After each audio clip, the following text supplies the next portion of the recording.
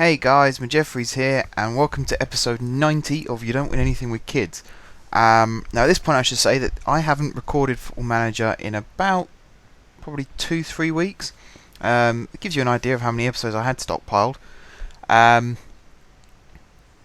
yeah, it's been a long time. So this match, I'll show you guys now. In fact, I'll show you what I've been doing since I last recorded an episode. So I believe the last one I recorded was this one against Colchester in the Johnson's Paint Trophy with 2 goals from Campbell. Yes, I remember that one now. Since then, I've had a 3-3 draw at home to Coventry. Carino scoring 2 good goals and Jean-Francois also scoring. We were, I believe, 2-0 up at one point. And then we were 3-2 up and then we drew 3-3. So that's quite disappointing. But then we came back with a 1-0 win against Mansfield thanks to a fantastic free kick from Franco Villa. Now we have Bristol Rovers at home. I say at home, it's at Stamford Bridge. One day we will return home. I'm going to check when that is, actually. 16th of January. Crikey. So we got like 4 months away still. Yeah, we got about 4 months away still. That's a long time to wait. Other news, there's not really much else going on, so we might as well get into it. I was going to check actually. That's still my principal tactic, isn't it? Yes. Has it still got set pieces in that setup? It looks like it has. I might go back to this formation for this match. Primarily because I think the 4-4-2 it is really good attacking wise, but I've got so many players here like Thompson and maybe not Marshall, but Rooney, Lawrence, Johnston, even Carino and Bobo, who play really well in this position here in the hole, and they're not getting that opportunity at the moment. I am going to change a couple of things. I'm going to change that to deep line playmaker, and I'm going to change this to, I assume it's pronounced Dongonche. I'm not 100% sure. And I'm also going to change this. In fact, no, I'm not going to change this. I have been experimenting in other career modes on Football Manager with this formation and these players playing in these positions, but I've had this set to counter instead of control, but I think actually the team are good enough to not have to worry about that. I will change, that was a bit weird, I will change this to advanced forward like so, and I'm also going to, this is a risk I know, but I'm going to change this to sweeper keeper and attack. So you know, Quintaka's got a really powerful kick on him. And he's got really good vision and composure. So I think if he's not too rash in coming out and challenging all the time, I think he'd make a very good sweeper keeper. Like a Hugo Lloris kind of role, where anything that sort of gets past the defenders, he's the first one out and he comes off his line and clears it. Yeah, I'm happy with that. Right, now it's time to choose the starting lineup. So we'll stick with the obvious, Quintaka in goal, since I've just mentioned him. Even more obvious, Villa at right back. Has Klopmas? I don't think Klopmas has played a game for us this season, so we'll have him at left back, and then we'll have the dynamic duo of Cartwright and Stevens in the middle. I'm still a huge fan of Stevens. I think he's done really well since he joined. Definitely justified his price tag. He wasn't just a quick fix kind of player. He's here for the long term, and yeah, I'm really pleased that I managed to get him. Because if I'd lost out on him, I think we wouldn't be in half the position that we are now. And that is saying something. Right, midfield. Right, we've got to have Manton, because he's our dynamic player. He's going to play in the box-to-box role. Alongside him, we're going to have McGregor, because I like McGregor. He's a really good battle-axe midfielder. Runs the show from that central position. We're going to have, no, not Luke Rooney. We're going to have John Rooney at centre attacking mid. And then we're going to have Carino down the right. We're going to have Beckhold down the left. And then up front, I think we're going to have... Am I missing somebody? Yeah, there's a player missing. Where's Morrison? Have I missed something completely here? No, he's there. What's he doing there? That's weird. There you go. We have Morrison up front. There we go. That's better. Okay, and then on the bench we're going to have King. We're going to have Warnock. We're going to have Robinson.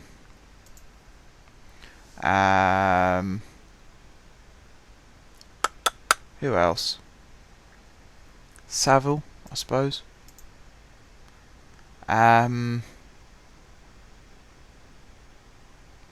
Bobo. Yeah, let's have Bobo on the bench. Feel a bit bad for Bobo. He's not getting as much game time as he normally would. I suppose at some stage I am going to have to bring him back into the starting lineup. It's just who do I drop to bring him back in? That's the real conundrum. But in the meantime, the bench is completed with Drusen and Campbell. Okay. Bristol Rovers, you don't know what's about to hit you. Let's go. Let's do this. Now, looking at their starting lineup, a couple of players who I recognise. No. One player I think I recognise is number 30 up front, who I believe is Aaron Spear. Yes, he is.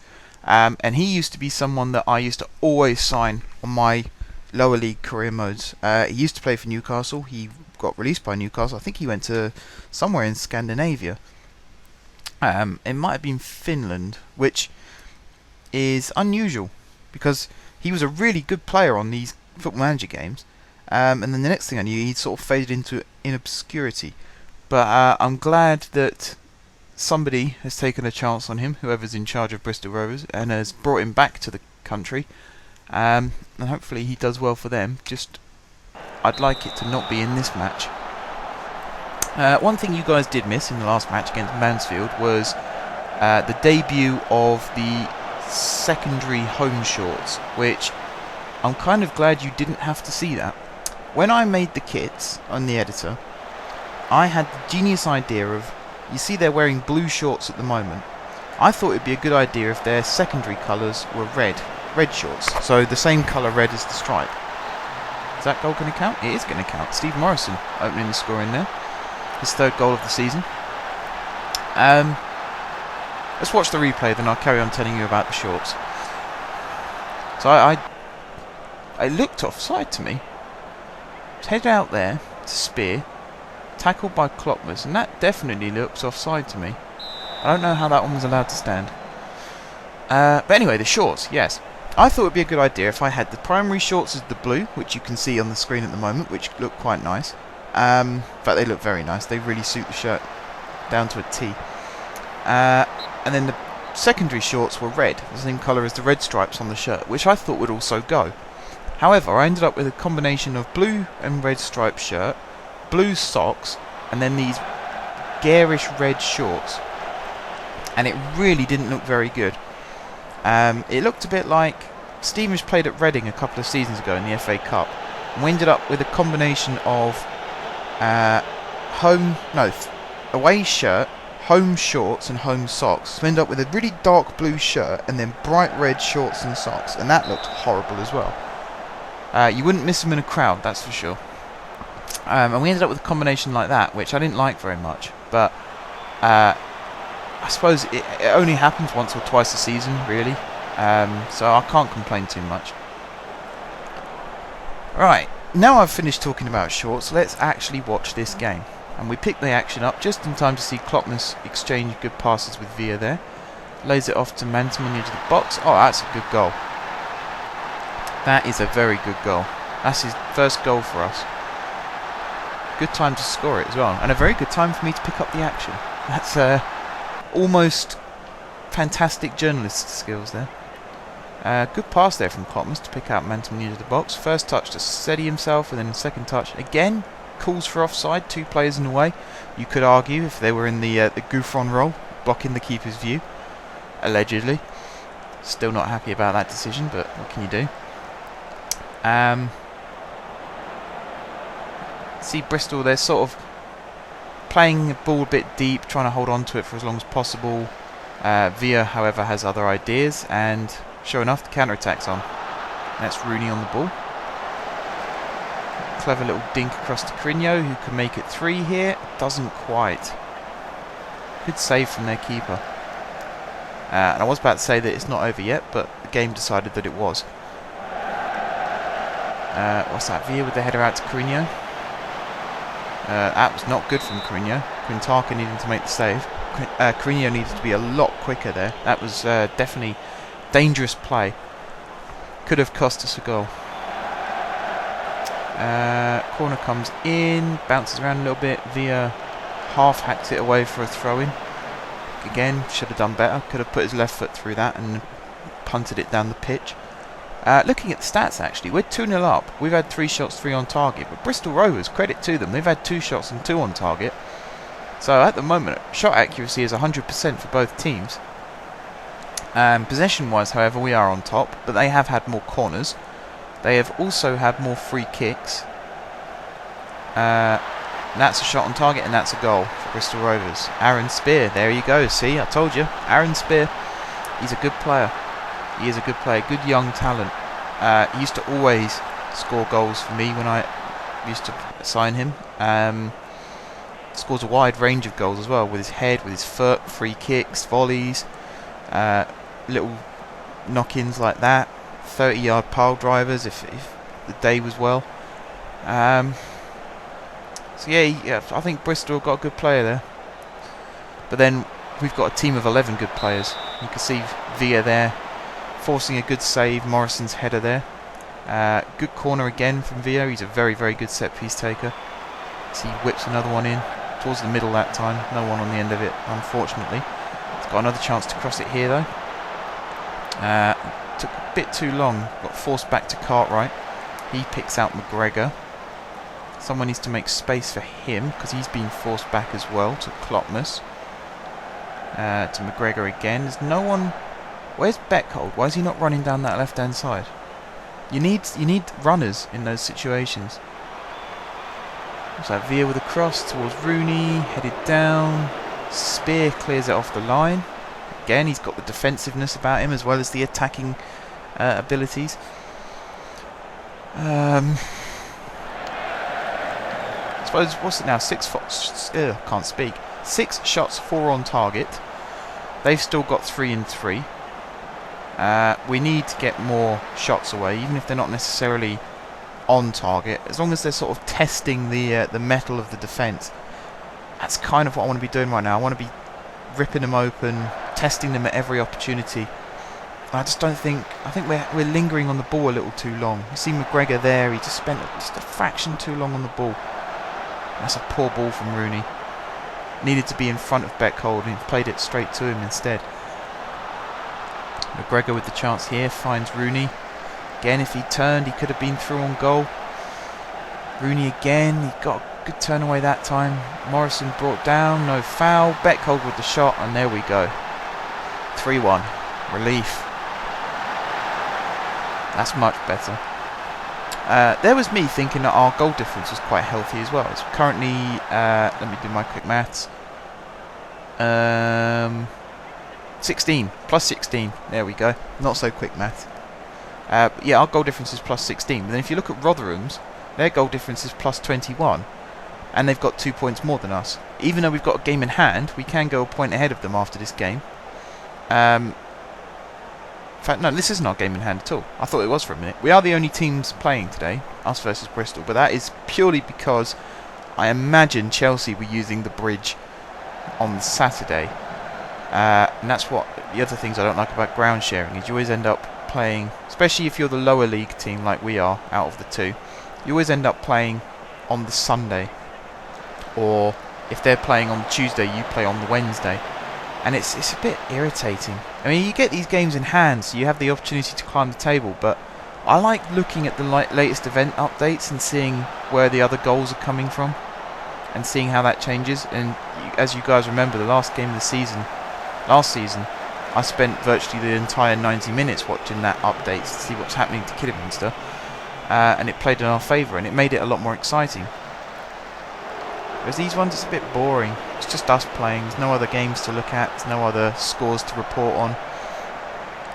It's a bit too one-dimensional for me.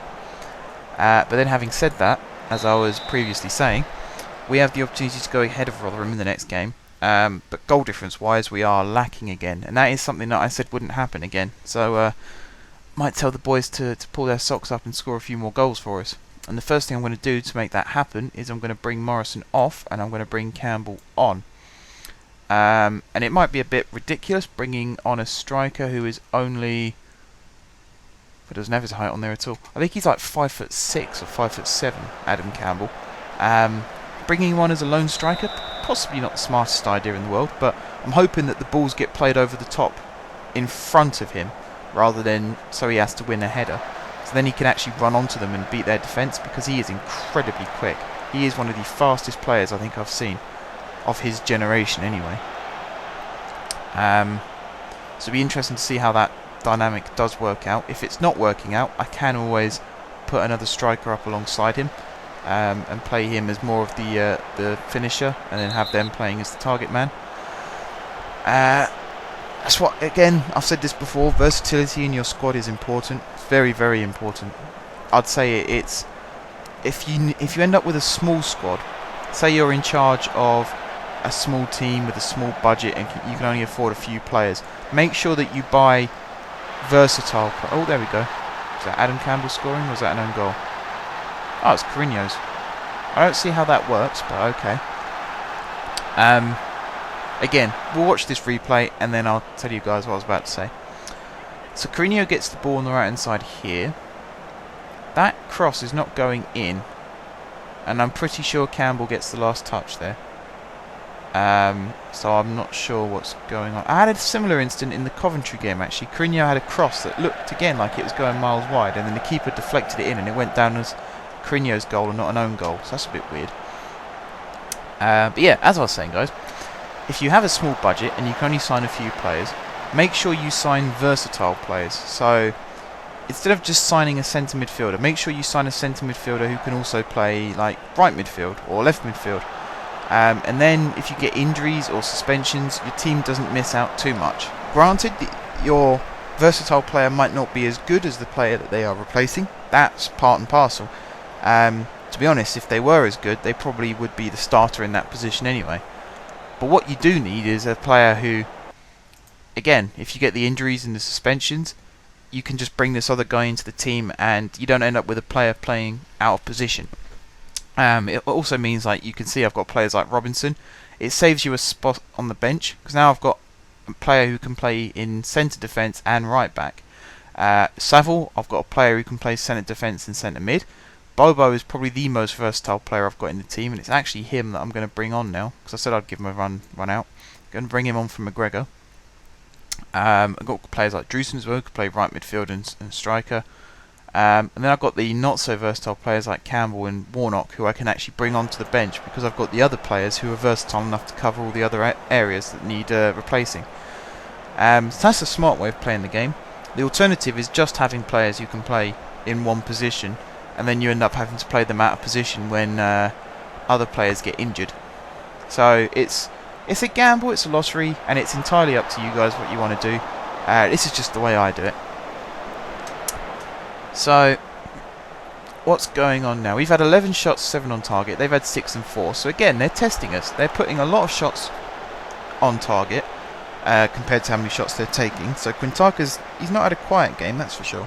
And he has conceded, which I wouldn't say that was his fault. I might bring Rooney off in a minute, actually. I think I'll do that now, because he's on a yellow card. And Klopmas is on a yellow card as well, and actually he has a habit of picking up a second yellow. So, you know what? I said about Bobo plays well in the hole, so I am going to do that. I'm going to bring Rooney off, Saville on, and then I'm going to swap Saville with Bobo. So Bobo is now playing in the en gauche role, and Saville's playing in the centre mid role. I don't know, what is this? You've got attacking midfielder, you've got advanced playmaker, and then you've got one called Trequista, or Trequista, however you pronounce it, which I have no idea what that means or what that player does. I'm sure that's just a fancy way of saying plays off the striker. And then you've got en gauche, which is also a way of saying plays off the striker, because I've played both those positions in test careers that I've done before doing this one. And I don't know whether it's because I didn't give enough time for the player to learn the new position, but I think I did it over a period of 10 games. I did 5 games as an Enganche and 5 games as a Trequartista, and there was next to no difference in what the player did. So it's either that the player themselves does things the same, or they didn't have enough time to learn the new position, but I just couldn't see any difference between them. And then I tried playing them as an advanced playmaker, and it was only then that I actually started to see a difference. They picked the ball up a little bit more, and they tried to link up with the striker a lot more as well. So again, if anyone wants to tell me what those two positions are, feel free, because I am dying to know. It's something that I've been looking to try out, and out of the two, between the Trequartista and Enganche, I read the descriptions of what they were underneath, and it was only out of those descriptions that I decided that the Enganche was the best one to go for. And again, in my test careers, it seemed to work out, so I decided to stick with it for this one and see how it works out. To be honest, Rooney, what was he on? 7.2. So he didn't have a bad game, but he wasn't having a particularly exceptional one either. So I don't know. Like I said, if anyone wants to let me know what that's all about, comment section below, feel free.